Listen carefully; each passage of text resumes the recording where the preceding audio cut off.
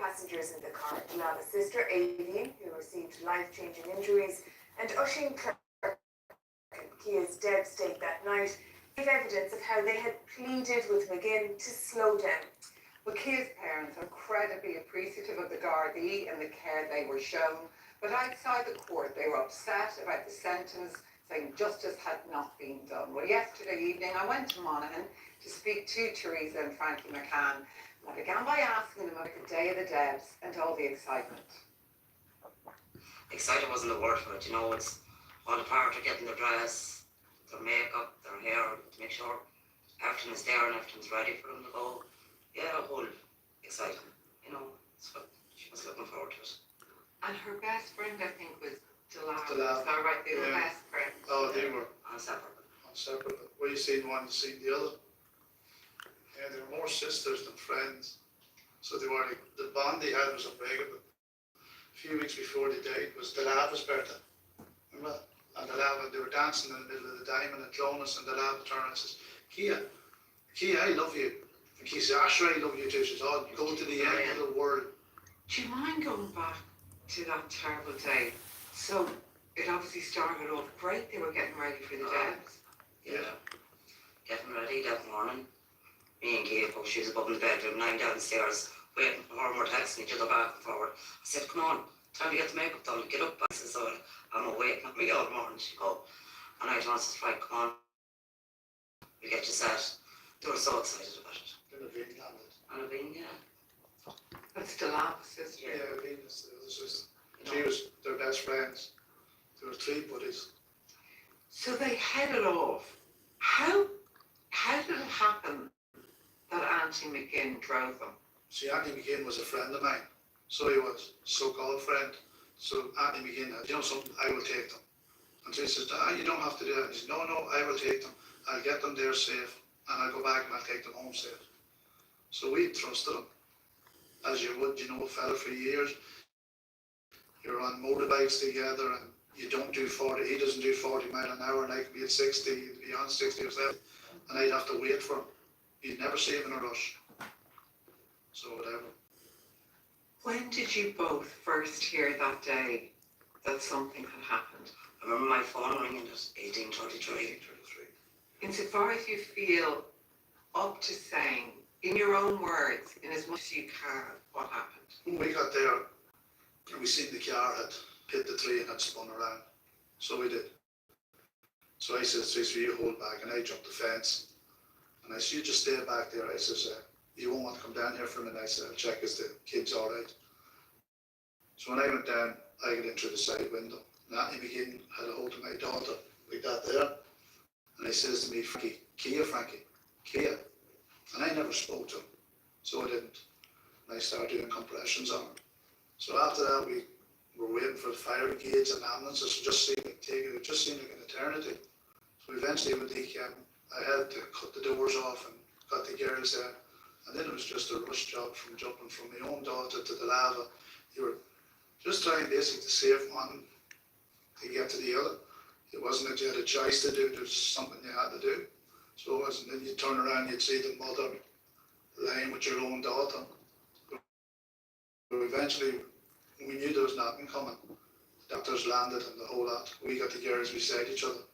They went in the car, they were holding hands when they were gone. We knew they were gone instantly. And then when you look back on the road and you see the rest of your kids standing on the road and them screaming and panicking. And you gave them the last rites yourself with the beads that someone gave you. Yeah. Well, there's nobody else there to do it. If anything, you kind of hope if there is something after life, they would know that you were with them. They'd know that they were loved. Because my daughter knew she was loved.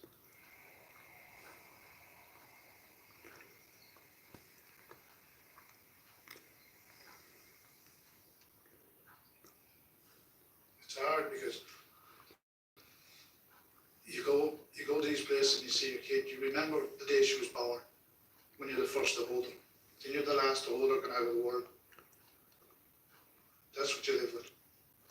That's the consequences of people not taking care of what they're doing. You both subsequently found out that Oisin, who at the time was in the car, he was begging Anthony McGinn to slow down, wasn't he? Yeah. Manavine. And Oisin actually turned around and said it in the car while Annie was flying. Goodbye to Kia. And at first, you didn't realise the speeding involved. They begged for their lives. He knew that. He heard them ask him. He heard them ask him for him to slow down. He could have slowed down at any time of that road. Any part of that road he could have slowed down. He chose not to. At the court case recently, how did you find that, both of you? Difficult to believe that the man that was asked to stop and refused. In my eyes and in others' eyes, what we seen on the night, if the DPP or the judge or somebody had to go through all that trauma that we went through and seen it would be a different story. So it would. You just can't live life like that. And then to go into a court and the hearing gets 7 years. Why not turn around and give 5 years for my daughter? Give 5 years for the lad. 2 years for Aveen. That's 12 years that a judge could have given, consecutive years. He could have given that, not turn around and say, well, I give you the higher end of 9. If he had turned around and given consecutive sentence, he would have still got 10 years. He would have got his time off, but he would be doing a longer sentence than he's doing now. He's getting 3 meals a day. He's getting visits and coming. If you ever want to visit our daughter, it's a graveyard. Speak to a stone. What would you say, both of you, to people who would say, first of all, I suppose there are sentencing guidelines, and then also in this case, Anthony McGinn, he pleaded guilty really early, there were no drugs or drink involved, and they would say it was a fair sentence. What would you both say to that? To me, it's not a fair sentence. At the end of the day, he knew what he was up when he got into that car.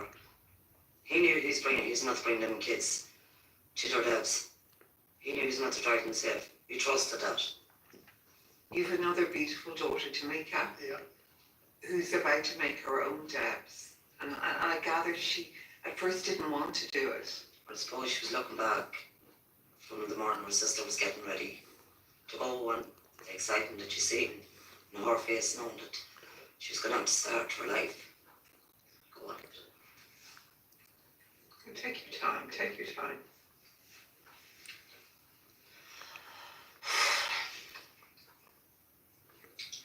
Just looking at her sister, all so excited to go out and start something, knowing that this is the first time going into adulthood. You know, going with her friends, finishing school, and now she's going on to make hers, and I really want her to make hers. You know, she deserves it too. People think that it's got a 7-year sentence, you can move on. There is no moving on. There is no move on. Not for me anyway. Definitely not for me. I don't think for you either. I already tried to commit suicide twice. This is the thing about what people's actions cause. As a father, you're the one supposed to be strong in the home. But when you look at your wife and see the pain in their eyes and your kids, when you know you can't help yourself, how can you help them? How can you help them want to live? You know, you love them so much and you care for them, but you don't know how to help them. You know, what did my daughter want to be? She wanted to be a social care worker. She wanted to go on to college, finish it, so she could help people. What is she now? She's just another road victim. She's somebody that'll never be known as Kia. I'm a mother. You know, I had a kid. She was just known as the girl that died along with her friend on Clonus Road. Frankie and Teresa, I'm so sorry about what happened to your beautiful daughter, Kia, and her friend, Lava. And thank you very much for talking to me today. You're very welcome. Thank you. And that was Frankie and Teresa McCann speaking to Miriam a little earlier. If you've been affected by anything in that interview, you can get help and advice at rte.ie/helplines. Well, for more on all of this, we're joined now by Primetime's Jack McCarran. And Jack, it's about a year ago that you were in here doing a major special programme on